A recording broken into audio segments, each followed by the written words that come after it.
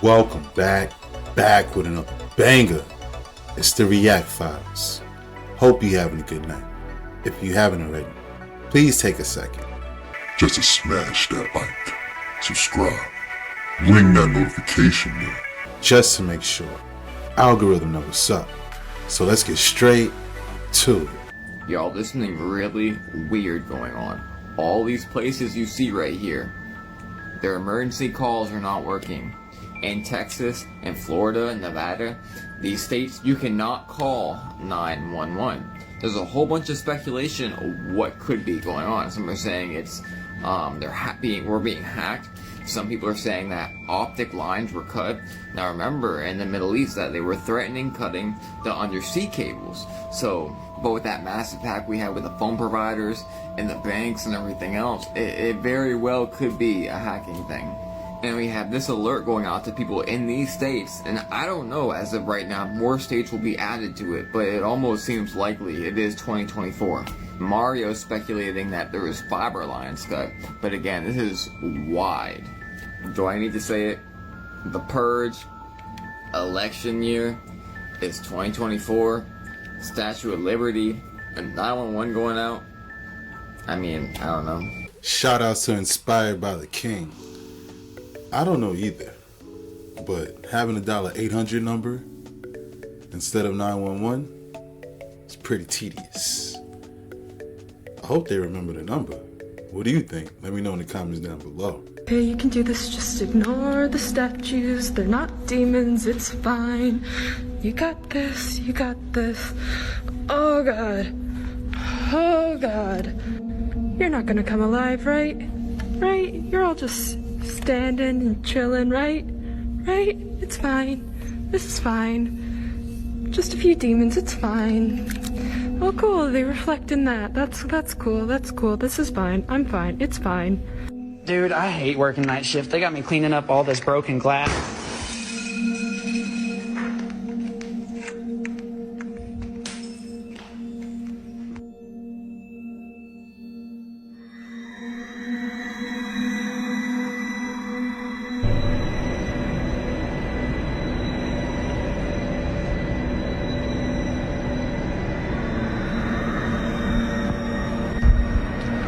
Nope. Boss!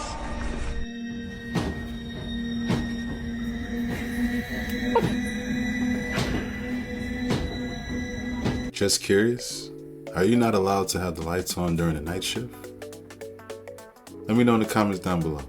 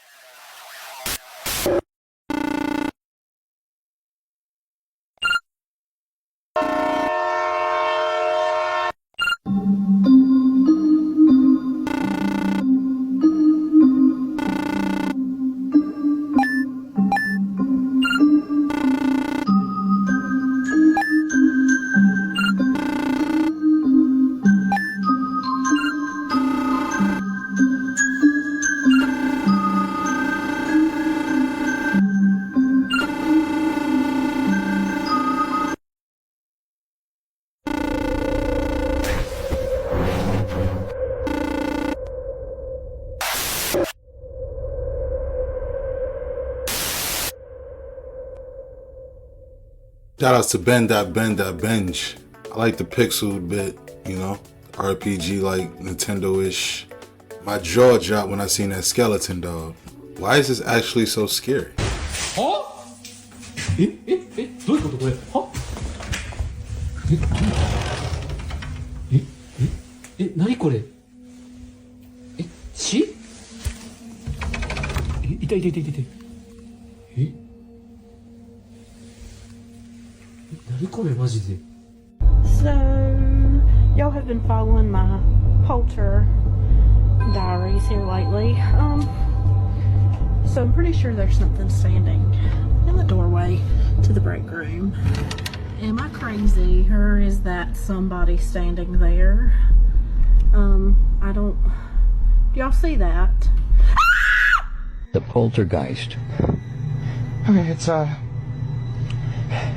2 in the morning. Fuck, that scared me.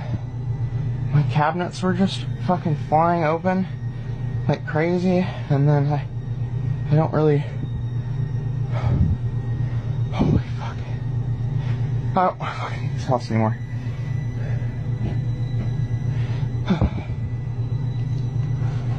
What the fuck? What the fuck?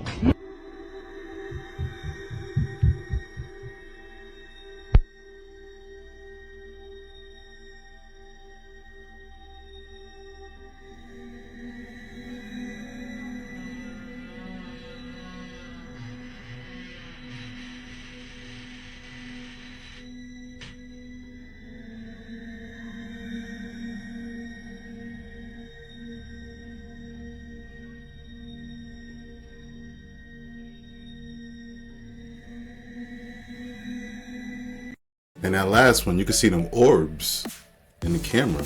Definitely some paranormal stuff going on when them things started opening up. Maybe don't watch these after dark.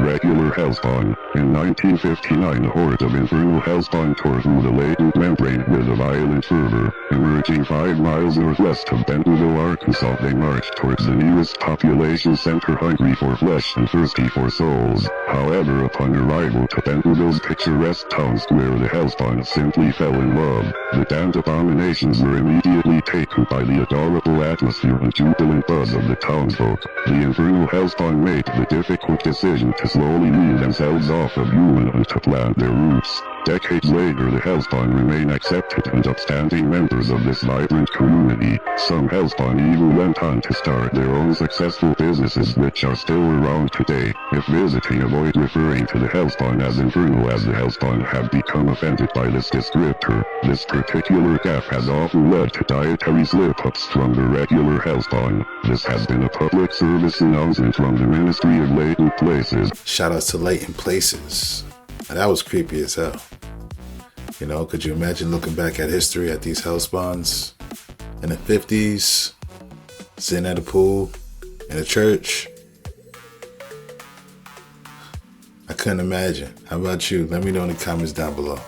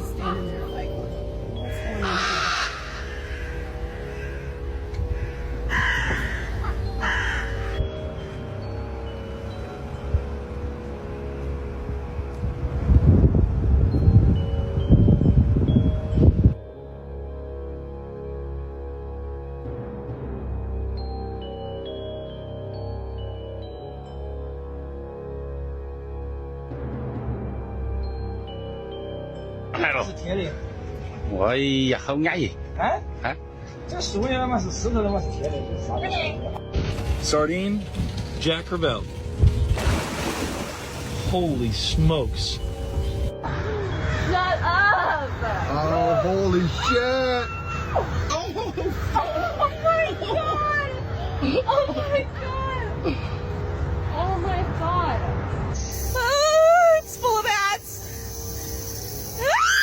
Like she found the entrance to the Bat Cave, but them scorpions was nightmare fuel. Arsonistas, a string of arsons have broken out across Sanford, Florida. A group of local housewives appear to be the primary culprits. The motivation behind the deadly burnings is currently being investigated, but it is suspected that the women may be acting while in a partially somnambulistic state. Arresting officers report finding the women watching the blazes from a distance while quietly humming to themselves. One officer stated it sounded like a lullaby or something. Apprehension of the suspects was uneventful. Another officer described the arrests as being almost peaceful even. Firefighters continue to combat the raging inferno late into the night. Residents of nearby Midway and Lake Monroe are encouraged to be packed and prepared to evacuate should either the fires or sleepwalking phenomenon spread beyond Sanford city limits. This has been a public service announcement from the Ministry of Latent Places. Where you say you from? You say you from Crenshaw? I'm from Rolling 60s. But that's What's Crenshaw? that's the street. That's not where you from. Yeah, I'm from. It depends who I'm talking to. Like if I'm describing my geography, I'm gonna say I'm from the Crenshaw district. But if I'm talking to a LA nigga, I'm gonna be like I'm from the 60s. So it's like if you from New York, you might tell a nigga you from the East Side. But if you ain't from New York, you gonna be like I'm from Harlem, right? I would assume. Or you be like I'm from. Yeah. I don't know, it's New York lingo, and then it's like niggas that don't know the lingo. So niggas that know the lingo, I'm gonna sound from 60s. But if you don't know the LA lingo, I'm gonna be like, I'm from west side of the Crenshaw district, South Central LA. That's what you gonna know. Rest in peace, Nip. Diddy thought he was speed dating. Nip was like, nope, not today. So the wings on the back of the Anunaki that you see depicted, carved into stone all over the world, literally, you can find them in Mexico, in Ecuador, in South America. You can find those same carvings in Iraq. And so we know that these beings are global beings. They were part of a global civilization. It was the Atlantean people. And they had, when you see them with the wings on their back, a lot of times you'll also see them with a bird face. The bird face was not their real face because we clearly see them as well with human heads. So we know, or humanoid heads, I should say. They weren't human, but they had humanoid heads. And so we know that the wings depicted flight, the capability of flight. The tablets themselves referenced the fact that they would put these eagles' masks on when they would travel into space. So they had the capability of space travel, and the eagle's mask would be used in one particular tablet. They go to Mars. I'm sorry, not to Mars. I'm sorry. They go to the moon, and on the moon, they had to put their eagle's mask on before they stepped out of the ship because the atmosphere was thin. This is an ancient tablets. These tablets are like 8,000 years old, and they're talking about putting eagle's masks on because the atmosphere is too thin. This is crazy stuff, but I mean, what better way to convey your message than to put it in stone so where it can last through the test of time? And so the wings, though, depicted their ability for flight. And so I'm doing a whole series on the wings and how they flew and some of the depictions that are talked about in the ancient stone tablets of what people witnessed as they flew. It's going to be pretty incredible. So that's coming very, very soon. Where are the Anunnaki and why haven't they returned? Good question. Part answer to that is some of them never left. When you look into some of the tablets, there was a war. That last pyramid war, which you can find evidence of that last war at Mohenjo-Daro in the Indus Valley, where you can see the bodies of people still holding hands dead in the street, and their background radiation is higher than background radiation levels should be. So that means that they were nuked. And the buildings that they lived in are still there, partially standing, but the mud bricks have been turned into glass. So they've been vitrified. Vitrification typically happens when you hit around 3,000 degree temperature blasts. And so that entire region was vitrified. So was the Giza Plateau. One of the biggest reasons for that big, the fact that the Nile doesn't run right up to the pyramids anymore and it's all sand and desert is vitrification. If you put your hand in the sands at Giza, you can begin to pull up balls of glass in certain areas, which lets you know that there was a war there that extended to that region as well. And all around that region, we begin to find places where there seems to be some type of weapon signature that has left vitrified buildings behind, as well as remnants of ancient cities that look like they were destroyed. And so during this situation in the tablets, some of these beings said they were going to forego and they were going to leave, and they left. And some of them stayed. So I do believe that in some weird way, they're still around us today, because I believe their offspring are still here walking amongst us, and you wouldn't be able to detect them or differentiate them from a normal person at this point. And then the other answer is the ones that did go, when will they return? They always claim to be coming back, or we will return. We're coming back at some point in the distant future. For us, it seems like a long period of time that they've been gone. But for these beings who live for eons, they've only been gone for a little while. It's like they just went around the corner to the corner store and they're coming back. So it's going to be pretty interesting. Now, in the Animal Tablets of Thoth, some of the oldest texts on the earth, 36,000-year-old texts, Thoth the Atlantean says that far in the future, an enemy will come from deep space. And he says that the person that is wise enough to raise his ship from underneath the Sphinx will be able to defeat them with ease. So according to him, far in the future, in some deep future time, there is going to be some type of situation we might face in space. Maybe it's the Anunnaki returning to take claim for this planet. I don't know. That's a good question. Trina Red, did the Anunnaki make us or tamper with our genetics? Great question. So this is what happened. The Anunnaki didn't make human beings. We were already here, but it wasn't human. It wasn't Homo sapiens sapien. It was our cousins. We had cousins here. Okay. Our cousins were hominids, upright bipedal bilateral hominids that look very similar to us. Their bones have been found all over the world, even though they claim they can't find the missing link. These bones look just like us, except their heads and skulls are much bigger jaws. These people were massive. They had bigger brains. They may have been more intelligent than us spiritually. Probably had larger pineal glands. And then at some point, the Anunnaki, who were mining, according to them, not according to me, mining this planet for resources, creating a breakaway civilization for themselves, and doing a lot of hard labor, were getting ready to go to war against each other because one faction didn't want to keep doing all the work. And they were like, well, how come we're working like slaves, so on forth and so on. So what they did was they came to an agreement. This is in the Epic of Atrahasis, by the way. If you read the Epic of Atrahasis, they came to an agreement that they could take the existing hominid on this planet, see existing already here, and they could genetically modify it by adding their essence to it. That's a genetic modification, and get it to do the labor for them. So they didn't make people from scratch. They genetically modified a cousin of ours, a deep and in antiquity cousin, and created from there Homo sapiens sapien. And how did they do it? Isis, world famous Isis from her all about from the Egyptian texts. She said, this process of cloning the beings is taking too long and tedious. They need to replicate for themselves. So she took one of these hominid cousins of ours, took the egg out of the womb, cleared out some of the genetic material, added their essence or genetic material, created a zygote, basically in modern terms, as we call it a zygote now, inserted it into her womb and took the baby to term for 10 months. And then there's a famous cylinder scroll with this whole story. She's holding the baby up after 10 months. She says, my hands have made it. The Adamu, which means first man, Adamu. That's where Adam comes from in the modern day Bible, the name Adamu, which means first man. And so there began the first Homo sapiens sapien, the more advanced version of a Homo sapien that can actually go out and reproduce by having sex with its mate, and then they can have offspring and so forth and so on. And they weren't the first and they weren't the only Homo sapiens that were done in this way or born in this way. There were dozens and dozens, because they understood that you had to have a diverse genetic pool or gene pool to be able to continue to build a population without having birth defects and genetic deformities. Anybody who's still walking around this planet that believes that two people populated the earth, they gotta be out of their doggone minds.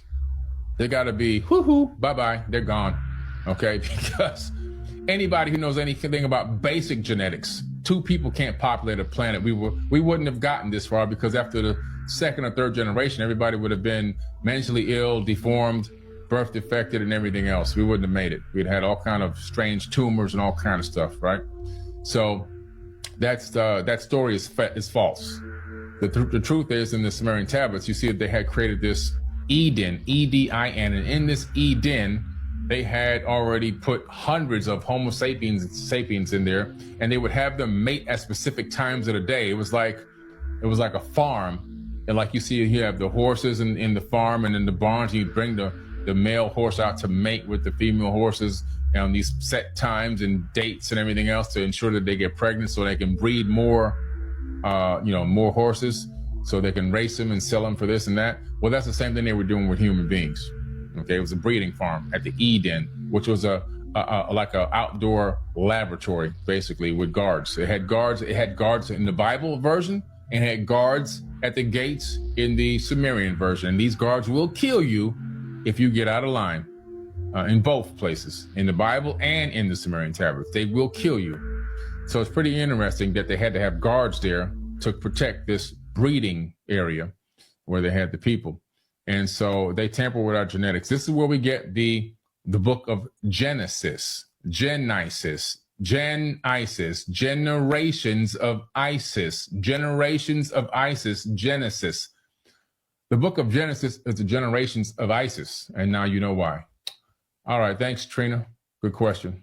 By Compendium of the Emerald Tablets by Billy Carson. Shout outs to Billy Carson and his Q&A of the Anunaki. That's crazy when you look at that breakdown of the word Genesis. Gen-Isis. That's crazy. What do you think? Let me know in the comments down below. Spontaneous growth. Residents of Arcata, California were displaced this past weekend as large redwood trees spontaneously and violently sprouted from the ground around 3 a.m. Sunday morning. Dozens of homes, cars, and buildings were destroyed during the unexpected event. The sudden growth lifted some residences hundreds of feet into the air, leaving occupants stranded for several hours as rescue crews responded. Volunteers and emergency personnel continue to search through the wreckage for survivors. Currently, the number of people injured is 113. The death toll stands at 23 and continues to grow as search efforts persist. MLT scientists theorize that a combination of climatological, geological, and oniric factors contributed to the destructive phenomenon, and that similar events could be expected in other parts of the country in coming years. This has been a public service announcement from the Ministry of Latent Places. Baphomet, in my opinion, is one of the most absurdly misunderstood symbols in the occult world. With all the semi-recent political shenanigans going on and the consistent interest, I've decided to come forward and do an explanatory breakdown of the symbolism and philosophy relative to the subject. We won't be covering the name in this particular video, so none of that Ab Ob Tem, Banab Dejet, or Abufi Hamat, Sophia, etc. connections will be shown or expanded herein. We need to know that the artistic depiction of Baphomet was constructed by Eliphas Levi, a famous occultist from the 1800s under a Kabbalistic influence, meaning that it was majorly sourced from mystical Judaism. How do I know that? Well, fortunately for us, while Baphomet may be misunderstood at large, Eliphas wrote an entire book on the topic titled Dogma et Rituel de la Hoita Magi, or as it may be known today as Waits, and that's Wait from Rider-Waite Tarot, mind you, translation of Transcendental Magic, its Doctrine and Ritual. Shocking that this text exists and it seems sparsely represented in the Baphomet debates, yet to get the ball rolling, I've broken down the symbolism into 7 segments and we'll talk on the relevant philosophy of these categories as they come up. The first thing that really grabbed my attention when screening the depiction of Baphomet was the torch attached to the head, which for explanation takes us to Levi, wherein it says, "The flame of intelligence shining between his horns is the magic light of universal balance, soul above matter, as the flame, whilst being tied to matter, shines above it. Beautiful quote. So let's look at relative symbolism. 1, the upward-facing pentagram, and 2, the wings. We'll spend plenty of time talking about universal balance, so let's put that aside for now. Alright, the upward-facing pentagram is readily understood as a symbol depicting spirit above the 4 elemental forces, which is seen in the quote hermetically as soul above matter. We could also see this as the well-known phrase mind over matter. Now, for the wings, we must note that winged entities are typically associated with spirits and souls, as wings display a being not tethered or bound to the earth. They're celestial, or spiritually lifted amidst the physical matter. In the case of birds, we can easily see this in LaVey's quote as, whilst being tied to matter shines above it. Fire, then, this flame of intelligence, is a spiritual form. It's a more pure fire than the physical fire we think of, providing a metaphorical light of guidance. On a literal level, fire and smoke appear to act counter to gravity, rising upwards to the sky and heavens. And as a reference, many messenger deities in history are associated with fire for this very purpose. The flame of intelligence is also seen as Tiferet on the Tree of Life, tied further to the eternal flame of divine service that is paramount to understanding the way of the Aleph of unity, as expounded upon in the mystical heritage of the children of Abraham, for which it says, awakening in the path of devotion to Ziranpin, called Bhakti Yoga in India, results in the transformation of the soul into a tree of perfection, particularly one of the way of the Aleph of unity. I won't be talking on the tree of perfection currently, but it's pretty awesome and we'll get to it sometime in the future. The second segment of this particular talk is the right and left hand. Almost immediately we note the right hand is facing upward, the left downward. No doubt this is one of the most well-known symbols among even the most inactive dabblers of the occult. That which is above is like that which is below. Beyond that is another common explanation summed up as the right and left hand path, popular to a simpler understanding of magic. The right and left hand are better known in the Kabbalah as Chesed and Geburah, or loving kindness and judgment respectively, which also happens to be the focal point of the 4th chapter of the book in question by Eliphas LeVay. Furthermore, these are the hands of Ziranpin. Let's get this party started with another quote from LeVay, yet paraphrased. He says, there exists in nature a force who is able to adapt and direct the forces, might thereby change the face of the whole world, having equilibrium for its supreme law. What are these forces that are adapted and directed, we might ask? Specifically, that the left hand of Geburah expels or pushes away, and the right hand of Chesed accepts or brings in. Hence Eliphas stating able to adapt and direct the forces, or as understood to the adepts, unites and directs the divine flux. This is the metaphorical framework for magical practices within the Kabbalah. Now, for my next explanation, we need to realize something very special to our current topic. The artistic depiction of Baphomet has the right hand raised at the viewer's left. Since it is relative to the Kabbalistic diagram, we must now know that Chesed is shown on the viewer's right, which is in the south. Hence, we are metaphorically standing behind the divinity when viewing the Tree of Life. Therefore, in this artistic design, we are standing in the east facing west. Or as Eliphas puts it, the magician, or microcosmic Aleph, he beholds God face to face without dying. So the image is in a sense mirrored, and the secret of the significance of this alteration. This character in question, like I said prior, is the magician. Further, why does this matter? Remember that these two spheres are called the hands. There's actually another point made by Eliphas, that of the letter Aleph. Again, if you flip Aleph over its vertical axis, you find something very interesting. That the yods, the Hebrew letters extended off the middle line of the letter Aleph, being yods or hands, one will be facing upward on viewer left and downward on the right. That isn't all, obviously, for the letter Aleph. The middle section of Aleph is a Vav, the Hebrew letter representing Ziranpin and the number 6.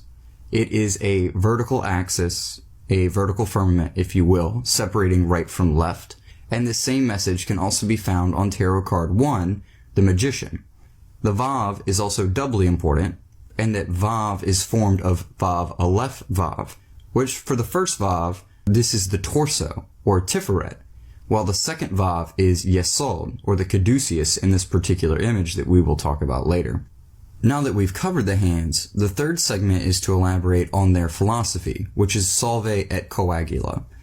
If you look at the picture, you'll note that on the inner side of the forearm, these words are written, Salve on the right and Coagula on the left. Salve in the occult world is to separate, or make distinction between varying objects. Coagula, on the other hand, no pun intended, is to bring together, to congeal and make a collective mass. In a simpler sense, Salve is like bricks to Coagula as a building. In the supernal universe, Boaz, or the left-hand pillar in which Geburah is found, is attributed to the monad, such that oneness is the congealment of all things. And that's a wrap. Hope you enjoyed tonight's rabbit hole. If you haven't already, please take a second just to smash that like, subscribe, ring that notification bell, just to make sure the algorithm know what's up. So what we gonna do, y'all? That's right. Run these numbers up. Thanks again. Until next time.